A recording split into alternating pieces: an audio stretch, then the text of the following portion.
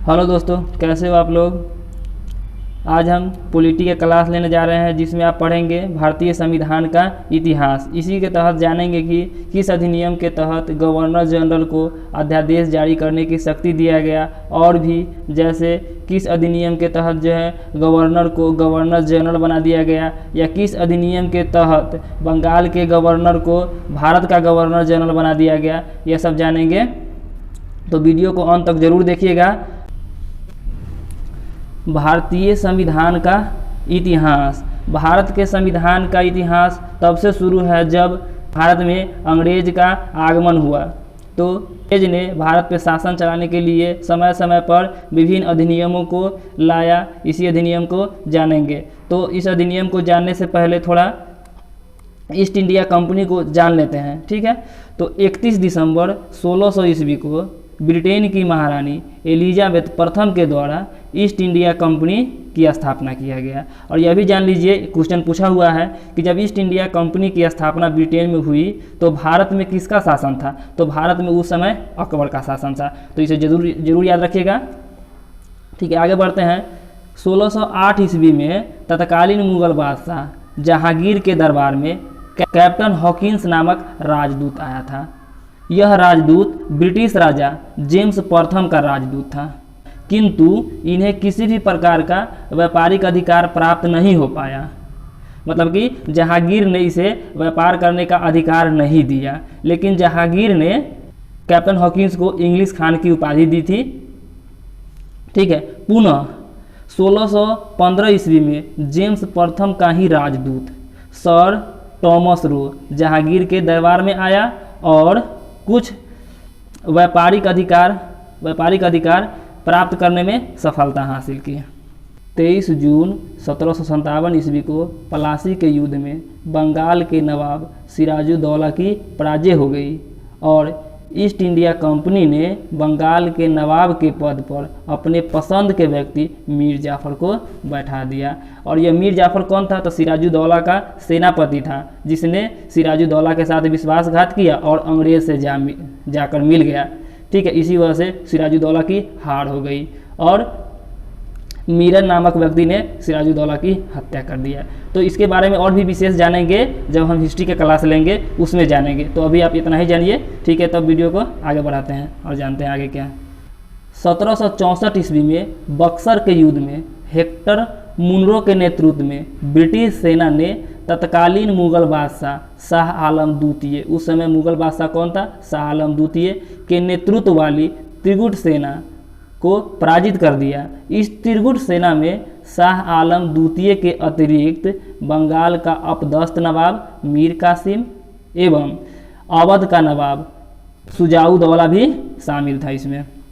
युद्ध के पश्चात 1765 ईस्वी में लॉर्ड क्लाइव एवं मुगल बादशाह शाह आलम द्वितीय के बीच इलाहाबाद की संधि हुई और इलाहाबाद की संधि के तहत ईस्ट इंडिया कंपनी को बंगाल, बिहार एवं उड़ीसा से राजस्व वसूलने का अधिकार मिल गया, ठीक है। चलिए आगे बढ़ते हैं। ईस्ट इंडिया कंपनी के पहले गवर्नर के रूप में लॉर्ड क्लाइव की नियुक्ति किया गया। 1772 ईस्वी में ईस्ट इंडिया कंपनी का गवर्नर, जिसे बंगाल का गवर्नर भी कहा गया, के रूप में वारेन हेस्टिंग्स की नियुक्ति किया गया। इन्हीं के शासनकाल में 1773 ईस्वी में रेगुलेटिंग एक्ट अधिनियम या एक्ट पारित किया गया। 1773 का रेगुलेटिंग एक्ट। दोस्तों आपको हम बता दें कि अभी जो हम बता रहे हैं वो डिटेल में थोड़ा बता रहे हैं। इसके बाद हम आपको आसान ट्रिक बताएंगे जिससे जितने भी अधिनियम है 1773 का रेगुलेटिंग एक्ट हो या 1793 का हो, 1813 का हो, 1833 का, सभी रेगुलेटिंग एक्ट को ट्रिक हम बताएंगे जिसे आसानी से आप याद रख सकते हैं। तो इसीलिए घबराइए नहीं, लेकिन आप ट्रिक तभी याद रख सकते हैं जब उसको आप डिटेल में एक बार जानते हो, तभी आप सही से याद रखते हैं। तो इसीलिए हम आपको एक बार कोशिश कर रहे हैं कि एक बार डिटेल में बता दें। 1773 का रेगुलेटिंग एक्ट। 1773 के रेगुलेटिंग एक्ट अधिनियम के द्वारा बंगाल के गवर्नर को बंगाल का गवर्नर जनरल बना दिया गया। तो इसे जरूर याद रखिएगा कि बंगाल के गवर्नर को बंगाल का गवर्नर जनरल किस एक्ट के या किस अधिनियम के तहत बना दिया गया। तो 1773 के रेगुलेटिंग एक्ट के तहत। और इस तरह वारेन हेस्टिंग्स बंगाल का अंतिम गवर्नर एवं बंगाल का पहला गवर्नर जनरल जो बना वो वारेन हेस्टिंग्स था। ठीक है, चलिए इसी अधिनियम के तहत या इसी अधिनियम के द्वारा लॉर्ड क्लाइव के द्वारा प्रारंभ किए गए दोहरी शासन प्रणाली को समाप्त कर दिया गया। तो ये क्वेश्चन पूछा हुआ है कि दोहरी शासन प्रणाली को किस अधिनियम के तहत समाप्त किया गया, तो 1773 के रेगुलेटिंग एक्ट के तहत समाप्त किया गया, तो इसे जरूर याद रखिएगा।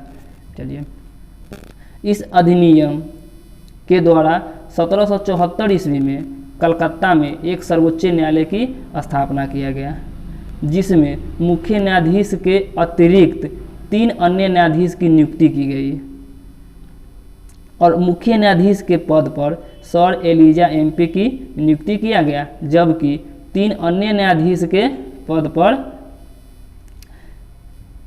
चेस्टर, लिनेस्टर एवं हाइडे की नियुक्ति की गई। तो इसे जरूर याद रखिएगा कि पहली बार भारत में सुप्रीम कोर्ट की स्थापना कब किया गया, तो 1774 में 1773 के रेगुलेटिंग एक्ट अधिनियम के तहत कलकत्ता में किया गया था, जिसके प्रथम मुख्य न्यायाधीश सर एलिजा एम्पे और अन्य न्यायाधीश में चेस्टर, लिनेस्टर और हाइडे की नियुक्ति किया गया। तो इसे जरूर याद रखिएगा। इस अधिनियम के द्वारा गवर्नर जनरल एवं उसके 4 सदस्य मंत्रिपरिषद को बंगाल का शासन चलाने की अनुमति दे दिया गया। साथ ही इस अधिनियम के द्वारा एक 24 सदस्य निदेशक मंडल बोर्ड ऑफ डायरेक्टर्स का गठन किया गया, जिसमें एक सदस्य का कार्यकाल 4 वर्ष निर्धारित किया गया। दोस्तों एक बात जान लीजिए, नोट पॉइंट में है कि कंपनी का शासन 1773 से 1857 तक के जो शासनकाल है उसे कंपनी का शासनकाल कहा जाता है। वही 1857 से 1947 तक के जो शासनकाल है उसके शासनकाल को जो है वह क्राउन का शासन या ताज का शासनकाल कहा जाता है। तो ठीक है, इसे भी याद रखिएगा। चलिए आगे बढ़ते हैं। पिट्स इंडिया अधिनियम 1784, यह एक्ट 1773 ईस्वी के रेगुलेटिंग एक्ट की कमियों को दूर करने के लिए पारित किया गया था। ठीक है, चलिए इस अधिनियम के द्वारा ईस्ट इंडिया कंपनी के सभी प्रकार के कार्य को 2 भागों में बांट दिया गया। जो कंपनी के काम था उसको 2 भागों में बांट दिया गया, एक व्यापारिक कार्य और दूसरा राजनीतिक कार्य। ठीक है, तो व्यापारिक कार्य की देखभाल निदेशक मंडल बोर्ड ऑफ डायरेक्टर्स के को सुपुर्द कर दिया गया, जबकि कंपनी के राजनीतिक कार्य को नियंत्रक मंडल बोर्ड ऑफ कंट्रोलर को दे दिया गया। ठीक है, तो इसे याद रखिएगा। चलिए इसके बाद आया 1793 का अधिनियम। और एक बात आपको बता देता हूँ कि पॉलिटी में जितने भी क्वेश्चन होते हैं उसके 50% क्वेश्चन जो है वह भारतीय संविधान के इतिहास से ही पूछा जाता है, विभिन्न अधिनियमों से। तो इसे जरूर याद रखिएगा, बहुत इंपॉर्टेंट है ये। तो इसे 1-2 बार करके वीडियो को देखिए और समझने की कोशिश कीजिए, बहुत अच्छा होगा।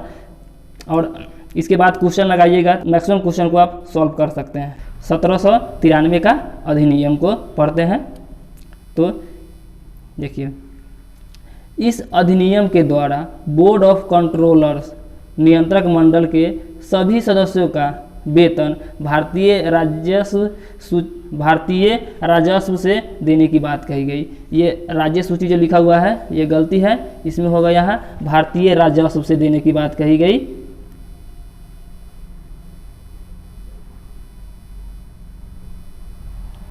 भारतीय राजस्व से देने की बात कही गई।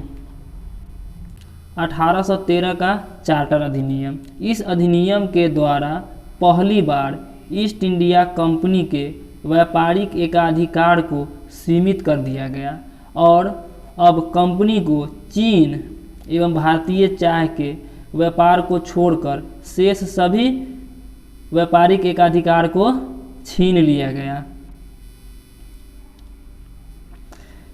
इस अधिनियम के द्वारा भारत में ईसाई धर्म के प्रचार प्रसार के लिए छूट दे दिया गया। ठीक है, इसी अधिनियम के द्वारा भारतीयों के शिक्षा, साहित्य, कला, विज्ञान इत्यादि के विकास एवं पुनरुत्थान के लिए प्रत्येक वर्ष 1 लाख रुपये खर्च करने का प्रावधान किया गया 1813 के चार्टर अधिनियम के तहत। ठीक है, अब बढ़ते हैं आगे। 1833 का चार्टर अधिनियम, यह अधिनियम लॉर्ड विलियम बेंटिंक के शासनकाल में पारित किया गया। इस अधिनियम के द्वारा बंगाल के गवर्नर जनरल को भारत का गवर्नर जनरल बना दिया गया और इस तरह से लॉर्ड विलियम बेंटिंक बंगाल का अंतिम गवर्नर जनरल एवं भारत का पहला गवर्नर जनरल बना। इसे जरूर याद रखिएगा क्योंकि ये क्वेश्चन कई एग्जाम में पूछ चुका है कि भारत के गवर्नर जनरल को बंगाल के गवर्नर जनरल को भारत का गवर्नर जनरल किस अधिनियम के तहत बना दिया गया, तो 1833 के चार्टर अधिनियम के तहत। ठीक है, इस अधिनियम के द्वारा ईस्ट इंडिया कंपनी के व्यापारिक एकाधिकार को पूरी तरह से समाप्त कर दिया गया। इस अधिनियम के द्वारा गवर्नर जनरल के मंत्रिपरिषद में विधि सदस्य के रूप में एक नए सदस्य को जोड़ा गया और इस पद पर लॉर्ड मैकाले की नियुक्ति किया गया विधि सदस्य के रूप में। ठीक है, इस अधिनियम के द्वारा यहाँ ईस होगा, किस नहीं है, तो इस अधिनियम के द्वारा ईस्ट इंडिया कंपनी के कर्मचारियों की नियुक्ति के लिए पहली बार योग्यता के सिद्धांत को अपनाया गया। ठीक है, इस अधिनियम के द्वारा कहा गया कि भारतीय धर्म, जन्म स्थान, जाति, वर्ण इत्यादि के आधार पर सरकारी सेवा में अयोग्य करार नहीं दिया जाएगा। तो 1833 के चार्टर अधिनियम एक्ट में ये बात कही गई थी। इस अधिनियम के द्वारा भारत में प्रचलित पर्दा प्रथा एवं ठगी प्रथा को नियमबद्ध करने के लिए एक विधि आयोग का गठन किया गया जिसके अध्यक्ष लॉर्ड मैकाले को बनाया गया। 1853 का चार्टर अधिनियम, इस अधिनियम के द्वारा पहली बार ईस्ट इंडिया कंपनी के कर्मचारी के लिए खुली प्रतियोगिता परीक्षा को आधार बनाकर नियुक्ति की बात कही गई। 1854 ईस्वी में सिविल सेवा की भर्ती के लिए लॉर्ड मैकाले ने अपनी सिफारिश दिया था।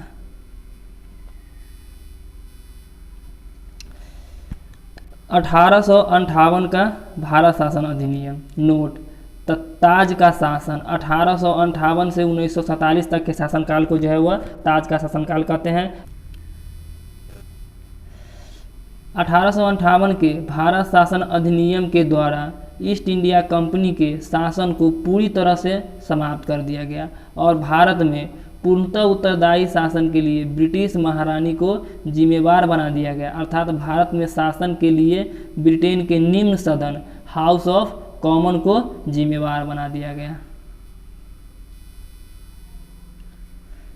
इस अधिनियम के द्वारा भारत के गवर्नर जनरल को भारत का वायसराय बना दिया गया और इस तरह लॉर्ड कैनिंग भारत का अंतिम गवर्नर जनरल और भारत का पहला वायसराय बना लॉर्ड कैनिंग।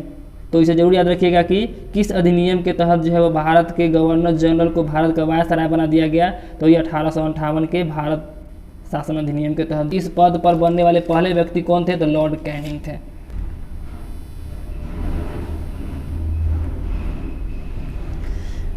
इस अधिनियम के द्वारा बोर्ड ऑफ डायरेक्टर एवं बोर्ड ऑफ कंट्रोलर की दोहरी शासन प्रणाली को पूरी तरह से समाप्त कर दिया गया। साथ ही इस अधिनियम के द्वारा भारत में एक नया पद राज्य सचिव को बनाया गया जिसकी नियुक्ति ब्रिटेन के निम्न सदन के कैबिनेट मंत्री के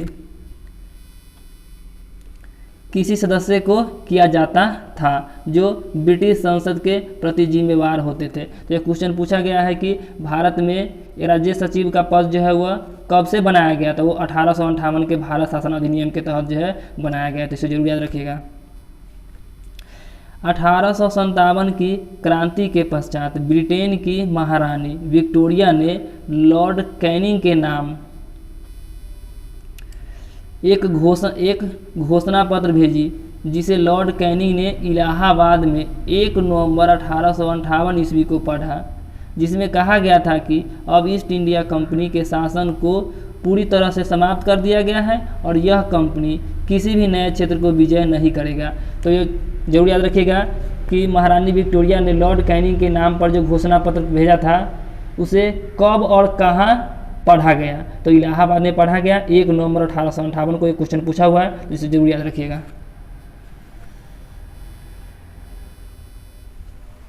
1861 का भारत परिषद अधिनियम।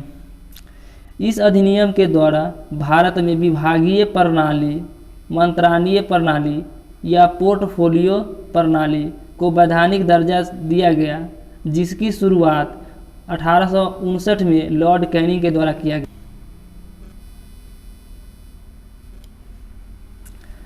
इस अधिनियम के द्वारा मुंबई तथा मद्रास प्रेसिडेंसी को विधायी शक्ति यानी कि कानून बनाने की शक्ति दे करके विकेंद्रीकरण की शुरुआत किया गया। तो कब से? तो 1861 के भारत शासन अधिनियम के तहत से शुरू किया गया। ठीक है। और इसी अधिनियम के द्वारा 1862 ईस्वी में बंगाल में, 1866 ईस्वी में उत्तर पश्चिम सीमा प्रांत में तथा 1857 में पंजाब में विधान परिषद का गठन किया गया। ठीक है।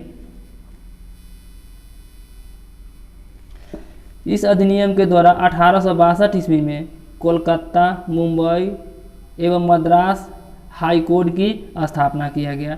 तो भारत में कलकत्ता, मुंबई और मद्रास हाई कोर्ट की स्थापना कब की गई? तो 1861 के भारत शासन अधिनियम के तहत 1862 में किया गया। 1892 का भारत परिषद अधिनियम। इस अधिनियम के द्वारा विधान परिषद को वार्षिक बजट पर विचार विमर्श करने तथा प्रश्न पूछने की शक्ति दिया गया। 1892 के भारत परिषद अधिनियम के तहत इस अधिनियम के द्वारा प्रत्यक्ष निर्वाचन प्रणाली की शुरुआत की गई। अगर पूछा जाए कि प्रत्यक्ष निर्वाचन प्रणाली की शुरुआत किस अधिनियम के तहत किया गया, था 1892 के भारत परिषद अधिनियम के तहत किया गया।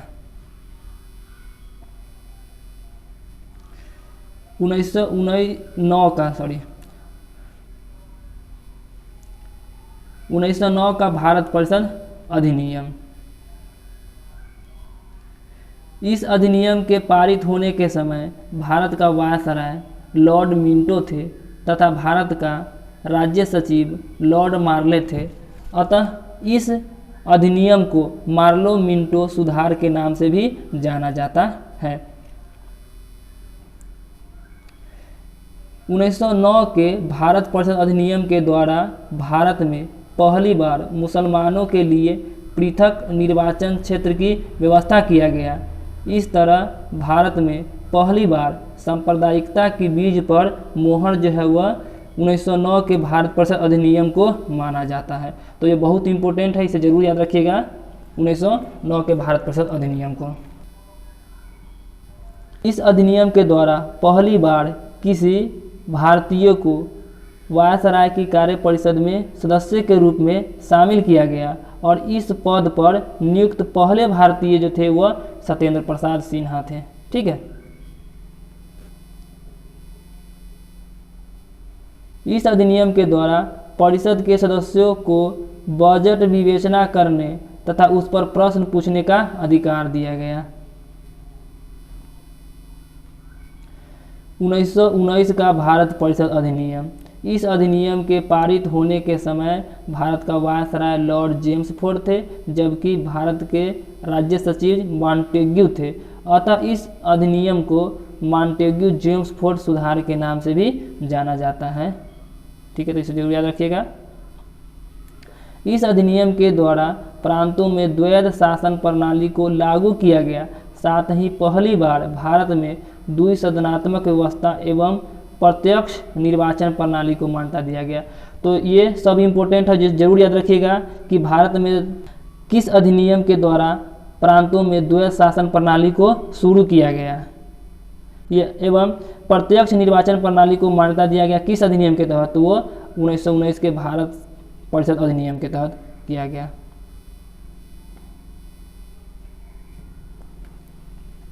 इस अधिनियम के द्वारा सांप्रदायिकता को और बढ़ाने के लिए सिख, ईसाई, एंग्लो इंडियन के लिए भी पृथक निर्वाचन क्षेत्र को मान्यता दे दिया गया। पहले तो 1909 के भारत परिषद अधिनियम के तहत मुसलमानों के पृथक निर्वाचन क्षेत्र की व्यवस्था किया गया था। इसके बाद 1919 में सिख, ईसाई, एंग्लो इंडियन के लिए भी पृथक निर्वाचन क्षेत्र को मान्यता दे दिया गया। इस अधिनियम के द्वारा प्रांतीय विषय को 2 भागों में बांट दिया गया, आरक्षित विषय एवं हस्तांतरित विषय।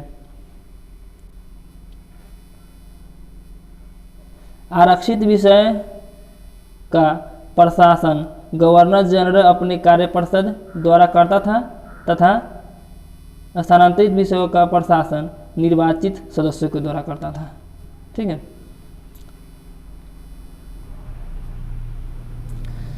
इसी अधिनियम के द्वारा 1926 ईस्वी में भारत में लोक सेवा आयोग, पब्लिक सर्विस कमीशन का गठन जो किया गया। तो ये जरूर याद रखिएगा, ये क्वेश्चन पूछा हुआ है कि भारत में लोक सेवा आयोग का गठन कब किया गया था? 1926 में किया गया। 1919 के भारत परिषद अधिनियम के तहत किया गया। ठीक है, तो इसे जरूर याद रखिएगा।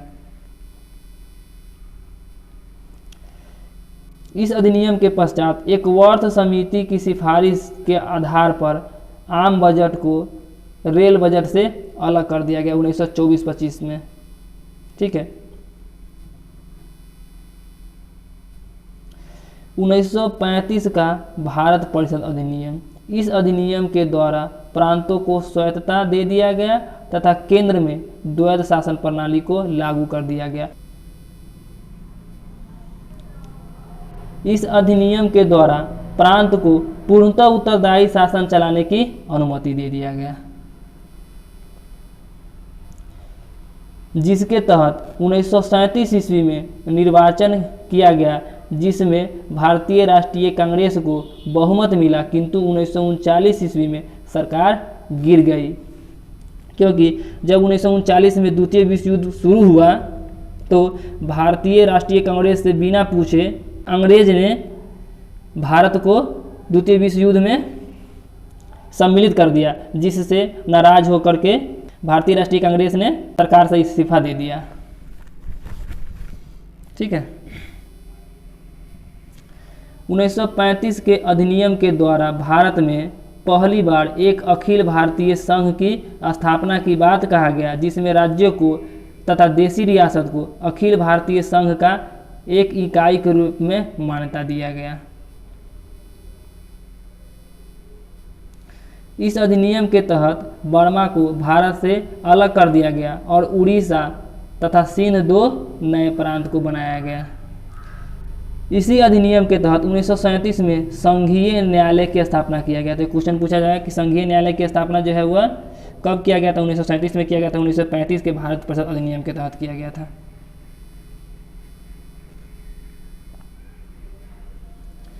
यह अधिनियम भारत में पूर्ण उत्तरदायी सरकार की स्थापना में मील का पत्थर साबित हुआ। हमारे संविधान निर्माताओं ने संविधान बनाने के समय संविधान का लगभग 80% हिस्सा इसी अधिनियम से, यानी कि 1935 के भारत परिषद अधिनियम से लिया था। अतः इस अधिनियम को भारतीय संविधान का ब्लूप्रिंट कहा जाता है। हालांकि इस अधिनियम को जवाहरलाल नेहरू ने कहा यह दास्ता का नया चार्टर था एवं अनेक ब्रेक वाला इंजन रहित गाड़ी है, जिसे पंडित जवाहरलाल नेहरू ने कहा था 1935 के भारत परिषद अधिनियम को। ठीक है। इसके बाद आया क्रिप्स मिशन, जो 23 मार्च 1942 को भारत में पहुंचा। द्वितीय विश्व युद्ध के दौरान ब्रिटिश सरकार को यह विश्वास हो गया कि अब भारतीयों की मांग को अधिक दिन तक टाला नहीं जा सकता है, जिसके फलस्वरूप 1942 ईस्वी में अंग्रेज ने स्टैफोर्ड क्रिप्स की अध्यक्षता में एक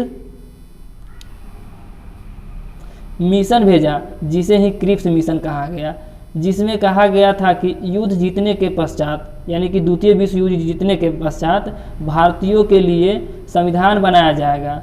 संविधान का निर्माण एक संविधान सभा के द्वारा किया जाएगा, जिसका निर्वाचन प्रांतीय विधानसभा के निम्न सदन के द्वारा किया जाएगा।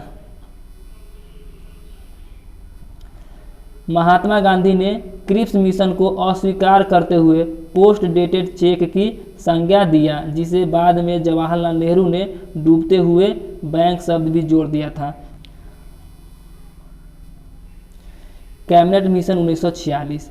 कैबिनेट मिशन 24 मार्च 1946 ईस्वी को भारत आया। यह 3 सदस्यीय मिशन था जिसमें भारत का राज्य सचिव पैंथिंग लॉरेंस के अतिरिक्त स्टेफोर्ड क्रिप्स एवं एबी अलेक्जेंडर शामिल था। तो ये क्वेश्चन पूछा हुआ है, इसे जरूर याद रखिएगा कि कैबिनेट मिशन उसके सदस्य कौन कौन थे। तो 3 थे, sir Pethick Lawrence, Stafford Cripps एवं एबी अलेक्जेंडर शामिल था। ठीक है, तो इसे जरूर याद रखिएगा। कैबिनेट मिशन का मुख्य उद्देश्य भारतीयों के लिए सत्ता हस्तांतरण के उपाय को ढूंढना था। इस मिशन के द्वारा भारतीयों के लिए एक योजना बनाया गया जिसमें निम्नलिखित बातें कहा गया।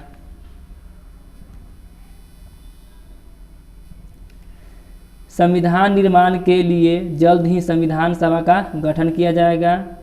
राष्ट्रहित से संबंधित विषय को छोड़कर से सभी विषय को प्रांत को दे दिया जाएगा। ब्रिटिश सरकार के द्वारा जल्द ही भारत पर से सत्ता को समाप्त कर दिया जाएगा। इसके अतिरिक्त एक अंतरिम सरकार का गठन किया जाएगा। ये सब 1946 के कैबिनेट मिशन योजना के तहत कहा गया था। प्रारंभ में कैबिनेट मिशन योजना को सभी राजनीतिक दल ने स्वीकार कर लिया, किंतु पाकिस्तान का स्पष्ट उल्लेख नहीं होने के कारण मुस्लिम लीग ने इसे अस्वीकार कर दिया, कैबिनेट मिशन योजना को। कैबिनेट मिशन योजना के बाद संविधान सभा का गठन के लिए अप्रत्यक्ष निर्वाचन प्रणाली को आधार बनाया गया, जिसमें कहा गया कि संविधान सभा में कुल 389 सदस्य होंगे, जिसमें 292 सदस्य ब्रिटिश प्रांत के सदस्य होंगे, 93 सदस्य देसी रियासत के होंगे एवं शेष 4 सदस्य प्रतिनिधि चीफ कमिश्नर यानी मुख्य आयुक्त के होगा। कैबिनेट मिशन योजना के आधार पर ही अंतरिम सरकार के गठन के लिए वर्ष 1946 ईस्वी में निर्वाचन किया गया, जिसमें प्रत्येक 10 लाख की आबादी पर एक प्रतिनिधि की व्यवस्था किया गया। इस निर्वाचन में कांग्रेस पार्टी को 208 सीटों पर सफलता मिली और अंततः 2 सितंबर 1946 ईस्वी को अंतरिम सरकार का गठन कर दिया गया। इस सरकार का अध्यक्ष व लॉर्ड बेवल को बनाया गया। इसके बाद आया माउंटबेटन योजना 1947। कैबिनेट मिशन योजना के बाद भारत में जबरदस्त सांप्रदायिक दंगा हुआ, साथ ही आर्थिक स्थिति काफ़ी कमज़ोर हो गई। अतः तत्कालीन ब्रिटिश प्रधानमंत्री क्लीमेंट एटली ने सत्ता हस्तांतरण से संबंधित योजना की व्यवस्था के लिए माउंटबेटन को भारत का वायसराय बनाकर भेजा। 22 मार्च 1947 ईस्वी को माउंटबेटन भारत पहुंचा और भारत के सभी राजनीतिक दलों में मुख्य रूप से मुस्लिम लीग एवं कांग्रेस के बीच समझौता कराना चाहा और अंत तक सरदार वल्लभ भाई पटेल एवं जवाहरलाल नेहरू को पाकिस्तान की मांग पर सहमति दिलवा दिया। इसके पश्चात लॉर्ड माउंटबेटन पुनः ब्रिटेन चले गए। 3 जून 1947 को भारत विभाजन के संदर्भ में एक योजना प्रस्तुत किया गया, जिसे माउंटबेटन योजना 1947 कहा गया। इस योजना के मुख्य बिंदु निम्नलिखित था, तो देखते हैं। भारत को विभाजन करके 2 राष्ट्र भारत और पाकिस्तान बनाया गया।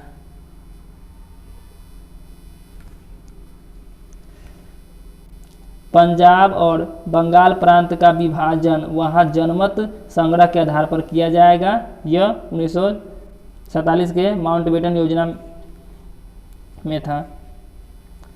भारत और पाकिस्तान को राष्ट्रमंडल की सदस्यता त्यागने का भी अधिकार दिया गया। इस योजना को कांग्रेस और मुस्लिम लीग ने स्वीकार कर लिया और अंत में 4 जुलाई 1947 ईस्वी को भारतीय स्वतंत्रता अधिनियम ब्रिटिश संसद में प्रस्तुत किया गया, जिसे ब्रिटिश संसद ने 18 जुलाई 1947 को स्वीकार कर लिया और 14 अगस्त 1947 की मध्य रात्रि को भारत का विभाजन करते हुए 15 अगस्त 1947 ईस्वी को भारत को आज़ादी दे दिया। स्वतंत्र भारत का पहला मंत्रिमंडल जो 1947 में बना था, यह बहुत इंपॉर्टेंट है, इसे ज़रूर याद रखिएगा क्योंकि अक्सर एग्जाम में पूछा जाता है, तो इसे याद जरूर रखें। ठीक है, तो चलते हैं। जवाहरलाल नेहरू प्रधानमंत्री थे, सरदार वल्लभ भाई पटेल गृह मंत्री, सूचना एवं प्रसारण मंत्री बने थे। मौलाना अबुल कलाम आज़ाद शिक्षा मंत्री थे। डॉक्टर राजेंद्र प्रसाद खाद्य एवं कृषि मंत्री। डॉक्टर भीमराव अंबेडकर विधि मंत्री या कानून मंत्री जिसे कहते हैं। आर.के. शनमुखम सेठी वित्त मंत्री। जॉन मथाई रेलवे एवं परिवहन मंत्री। जगजीवन राम श्रम मंत्री। सरदार बलदेव सिंह रक्षा मंत्री। राजकुमारी अमृता कौर स्वास्थ्य मंत्री। H.C. भाभा वाणिज्य मंत्री। रफ़ी अहमद किदवई संचार मंत्री थे।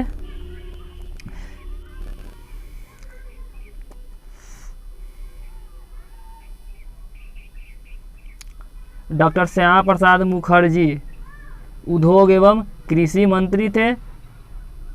B.N. गॉडगिल कार्य खनन एवं ऊर्जा मंत्री बनाए गए थे। दोस्तों, यहाँ तक वीडियो देखने के लिए आपका बहुत बहुत धन्यवाद। आपसे रिक्वेस्ट है कि कृपया वीडियो को लाइक एवं शेयर ज़रूर करें, और यदि आप चैनल पर नए हैं तो कृपया चैनल को सब्सक्राइब ज़रूर कर लें, क्योंकि आने वाले समय में बहुत से एग्ज़ाम का प्रिपरेशन कराया जाएगा।